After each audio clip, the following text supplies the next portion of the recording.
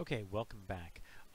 Today, or for this part, we're going to be talking about shape, and we're going to be talking about some of the things that we've already been noticing about shape coming from Greek ceramics. But before we do that, I want to go back just one bit because I went over my 10-minute limit, and so I didn't quite finish my last thought about the transition from black figure to red figure, and it's a kind of an important one, which is I want to really emphasize this idea that in red figure, the artist had to paint the positive thing by putting in the negative thing, and that this is a pretty significant shift in mindset, and that's going to be really important later on when we start talking about negative space shapes, which is going to be coming up in the next lecture. Okay, so before we talk about negative space shapes, we have to talk about shapes. What are shapes? So one of the things about these kind of decorative forms on ceramics is that they really start to get us thinking about how artists make shapes and how they organize shapes.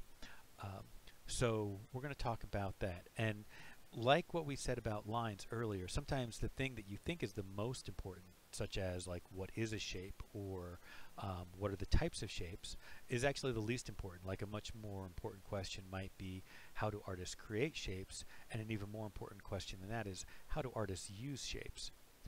So okay, but first let's start with different types of shapes. There are obviously, probably when we start, we think about shapes in terms of two main categories, geometric versus everything else, right? We learn shapes based on the shapes we learn at school. So we learn, you know, a circle, a square, and then so we think of all shapes basically being those nameable shapes, and that versus all the other shapes. If we even notice that there are other kinds of shapes, because there are an infinite variety of types of shapes.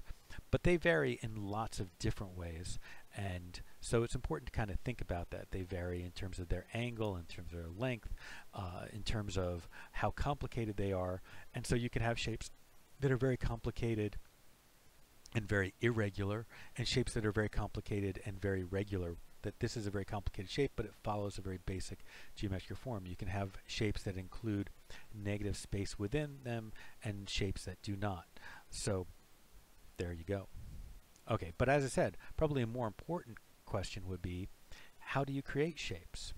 So there are really lots and lots of different ways, but I'm going to break it down into three main ways. The most obvious way that anyone can think about when they think about making a shape, like let's say imagine I ask you to draw a triangle.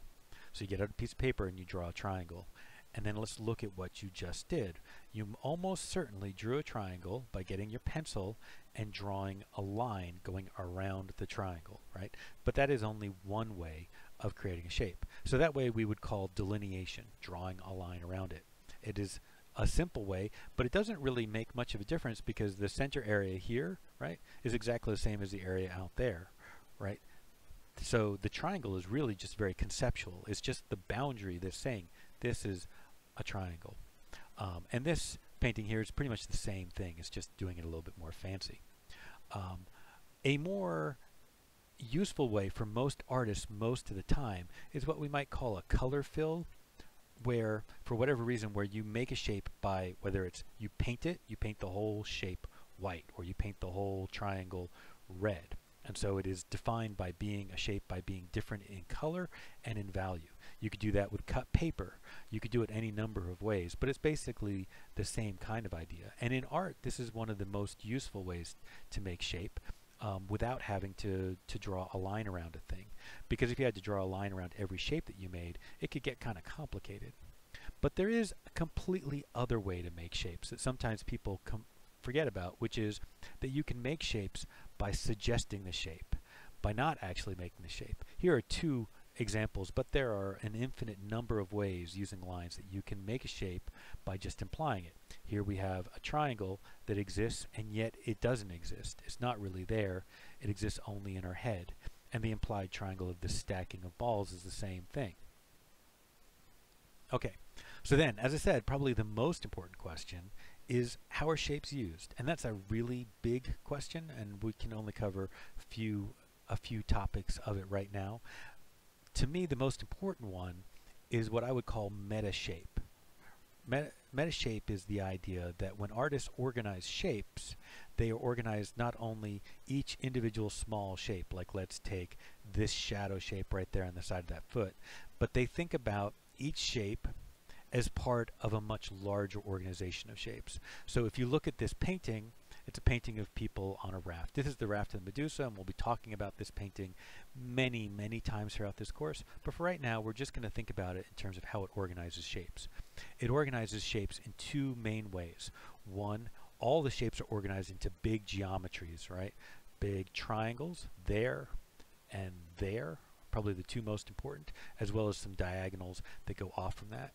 Okay, and that's just the shapes, by the way, on the raft, of the people and the stuff on the raft. There are other shapes as well in this painting, of course.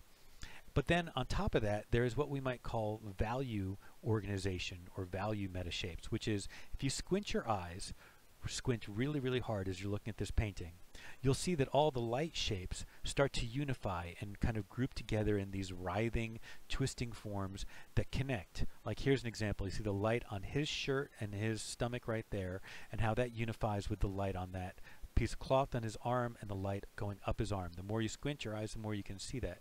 The whole light shape really becomes one single light shape, right? Whether it goes from one form to another.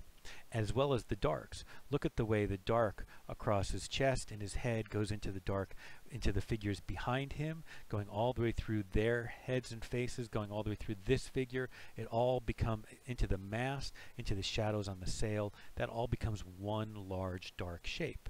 And Géricault thought about that very carefully. He was organizing that purposefully. It helps to make the painting feel more organized, even as he's trying to get everything to be about this very chaotic scene.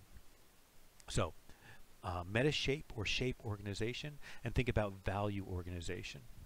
All right. Here's another example. Bonnard's doing a very similar thing, but he's doing it more with color than with value. If you look at it, once again, we can see nameable stuff like a chair and a wall and a person and a table. This is a beautiful painting, by the way. But we can also see that some of these things kind of start to unify, like the color here on the door unifies with the color on the table, and they start, and also that color on the table seems to bleed in to the color on the plate right there, and they all kind of unify into one thing. Or like look at the way the light of the cat, that's mostly on the cat, unifies with the light on the arm of the chair, right? So it's another type of meta shape organization. In this case, like I said, it's as much about color as it is about value. So that's probably the most important way I want you to think about shape organization.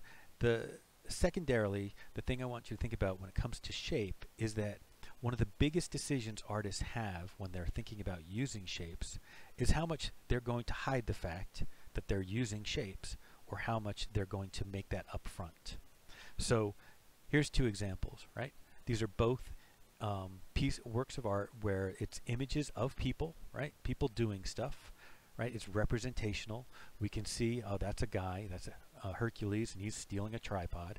And here's a woman, and she's reading a letter. And it's using shapes. There are shapes in both of these, right? This is a shape. This is a shape. Just like all of these are shapes. But in the Greek red figure vase, the shapes seem much more upfront. They're much more honestly stylized, saying we are shapes. That is all we are, is shapes. And whereas in the Vermeer, the illusion of the painting, the illusion of the light, of the feeling that you are looking into a space and that there is actually a person there, makes the shape organization much more hidden. It is just like this Greek vase painting, it is just simply an organization of shapes. This little tip right there on that letter, that little rectangular shape, is not a letter, right? It is itself just a shape. It's just a simple shape of a color of paint, and it's been put on there very precisely. But in our mind, when we look at the painting, we don't see it as a shape. We see it as the top fold on that letter. Does that make sense? So when you look at paintings, remember that, or any kind of illusionistic imagery, remember that it is always just about shape, but that artists are often making that hard for us to see because they're so good at making us believe the painting is about the stuff in the painting, the narrative, the light, the space, the form. So here are two last paintings I want you to think about. They both, in very kind of different ways, are making paintings that are representational and tell us about